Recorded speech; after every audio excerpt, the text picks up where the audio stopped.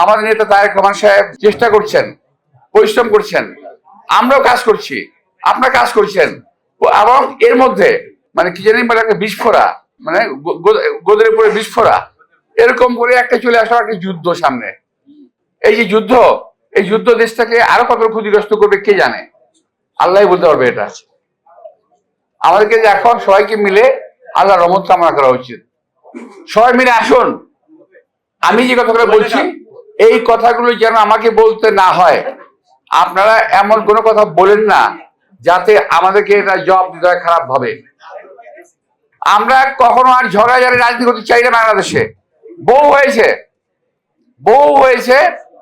আমি এর আগে বলে আসছি, যখন আগে আবার বলছি যে আমাদের এই যে বার্লিনের প্রতিষ্ঠাতা ইব্রাহিম সাহেব, নাম শুনেছেন না? উনি বলছেন স্বাধীনতার পরে এই যাবৎকাল খোঁড়াতে ভারত এত আগে এগিয়ে গেল, আর আমরা বাংলাদেশ স্বাধীনতার পর এতকাল খোঁড়াতে পিছিয়ে চলে গেলাম।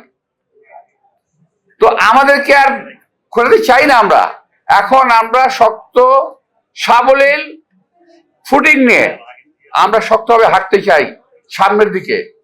সবার সহযোগিতা নিয়ে এই সরকারকে সাহায্য করেন, সরকারকে ব্যর্থ করার চেষ্টা করবেন না দয়া করে কেউ। সরকারকে সাহায্য করেন, আমরাও এই দেশে মানুষের সঙ্গে নিয়ে দেশকে আগে বাড়িয়ে নিয়ে যেতে চাই। আপনারা দেখেছেন যে একটা কয়েকদিন আগে দেখলাম সোশ্যাল মিডিয়া লিখছে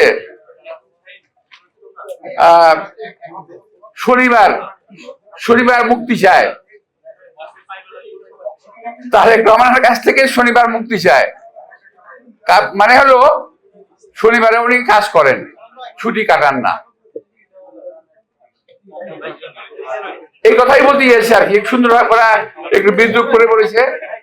তো শনিবারও আমরা দেখলাম গতকাল আমাদের সঙ্গে মিটিং করেছে, আমরা গতকালও মিটিং করেছি এবং আমরা করেছি 1 ঘন্টা, উনি করেছেন 5 ঘন্টা কাজ করতেছে।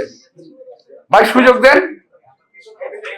এতদিন পরে, আন্দোলনের পরে, এত ভোটের মাধ্যমে ক্ষমতায় এসে উনি দেশে মানুষকে খুশি রাখতে চান, খুশি হতে চান, খুশি থাকতে চান, খুশি রাখতে চান।